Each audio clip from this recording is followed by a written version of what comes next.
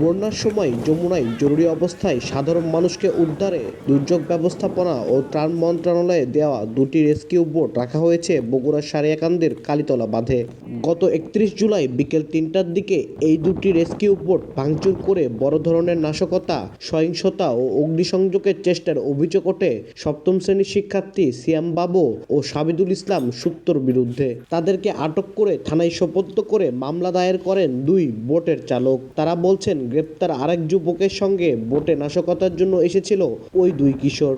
দুটো ওরা ব্রেঞ্চের ভাঙচুর করছে, বাথরুমের লাইট ভাঙচুর করছে, তারপর সোলার লাইট ভাঙচুর করছে।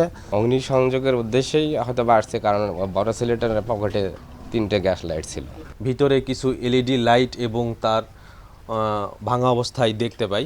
এ বিষয়ে মামলার তদন্ত এখন অব্যাহত রয়েছে। তদন্ত শেষে আরও বিস্তারিত জানা যাবে। আটক কিশোর সাবিদুল ইসলাম সুত্তর বাবার দাবি, বন্ধুর সঙ্গে নদীতে গোসল করতে গিয়েছিল সে, আর নাশকতামূলক কিছু দেখেননি বলে দাবি স্থানীয়দের।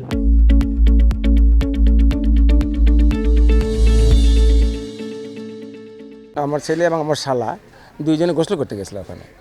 ছোট মানুষ, আমার ছেলের বয়স 11 বছর আর ওই আমার শালার বয়সে 12 বছর। তার তো নাশকতা মাথা পড়ার কোনো কথা না। এখন সামনে তো উপরে তো দেখা যাচ্ছে না, নিচে তলা ফাটলে না হলে ওটা তার বলতে পারবো না আমি, কিন্তু উপরে দেখা যাচ্ছে কোনো ভাঙচুর হয়নি। তো সরকারি দুটি বোটে নাশকতার ঘটনায় সংশ্লিষ্ট দপ্তরের পক্ষ থেকে অভিযোগ দেওয়ার কারণে মামলা নেওয়া হয়েছে। তবে মামলায় কারো সম্পৃক্ততা না থাকলে তদন্তে তার নাম বাদ দেওয়া হবে বলে জানিয়েছে পুলিশ। আটককৃত আমাদের হেফাজতে থাকা যে দুজন শিশু এবং পূর্ণ ব্যক্তি ছিল, তাদেরকে আমরা কোর্টে চালান করেছি। বর্তমানে মামলাটা তদন্তাধীন। তদন্ত সাপেক্ষে আমরা পরবর্তী ব্যবস্থা গ্রহণ করব।